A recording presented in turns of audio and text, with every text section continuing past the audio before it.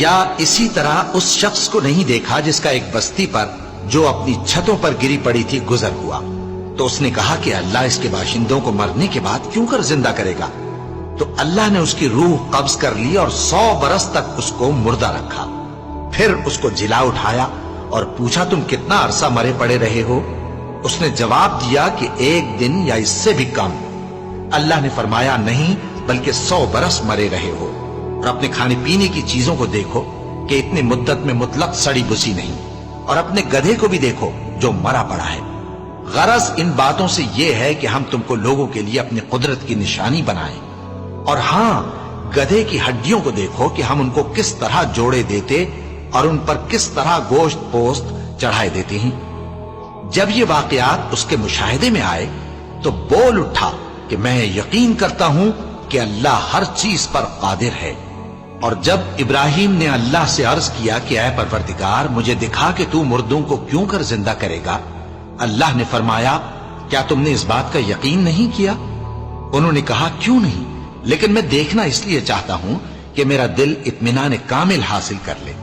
فرمایا کہ 4 پرندے لے لو، پھر ان کو اپنے سے ہلا لو اور ان کے ٹکڑے ٹکڑے کر دو، پھر ان کا ایک ایک ٹکڑا ہر ایک پہاڑ پر رکھ دو، پھر ان کو بلاؤ تو وہ تمہارے پاس دوڑتے چلے آئیں گے. اور جان رکھو کہ اللہ غالب ہے، صاحب حکمت ہے.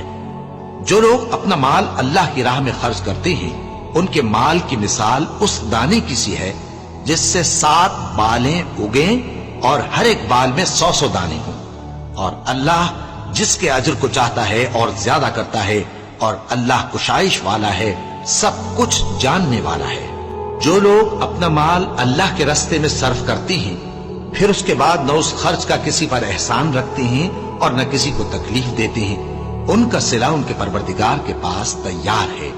اور قیامت کے روز نہ ان کو کچھ خوف ہوگا اور نہ وہ غمگین ہوں گے. جس خیرات کے دینے کے بعد لینے والے کو ایذا دی جائے اس سے تو نرم بات کہہ دینی اور درگزر کرنا بہتر ہے. اور اللہ بے نیاز ہے، بردبار ہے. مومنوں، اپنے صدقات و خیرات احسان رکھنے اور ایذا دینے سے اس شخص کی طرح برباد نہ کر دینا جو لوگوں کو دکھاوے کے لیے مال خرچ کرتا ہے اور اللہ اور روز آخر پر ایمان نہیں رکھتا. تو اس کے مال کی مثال اس چٹان کی سی ہے جس پر تھوڑی سی مٹی پڑی ہو اور اس پر زور کا مے برس کر اسے صاف کر ڈالے. اسی طرح یہ ریاکار لوگ اپنے اعمال کا کچھ بھی صلہ حاصل نہیں کر سکیں گے، اور اللہ ایسے ناشکروں کو ہدایت نہیں دیا کرتا. اور جو لوگ اللہ کی خوشنودی حاصل کرنے کے لیے اور خلوص نیت سے اپنا مال خرچ کرتے ہیں ان کی مثال ایک باغ کی سی ہے جو اونچی جگہ پر واقع ہو. جب اس پر زور کا مے پڑے تو دگنا پھل لائے، پھر اگر مے نہ بھی پڑے تو خیر پھوار ہی صحیح. اور اللہ تمہارے کاموں کو دیکھ رہا ہے.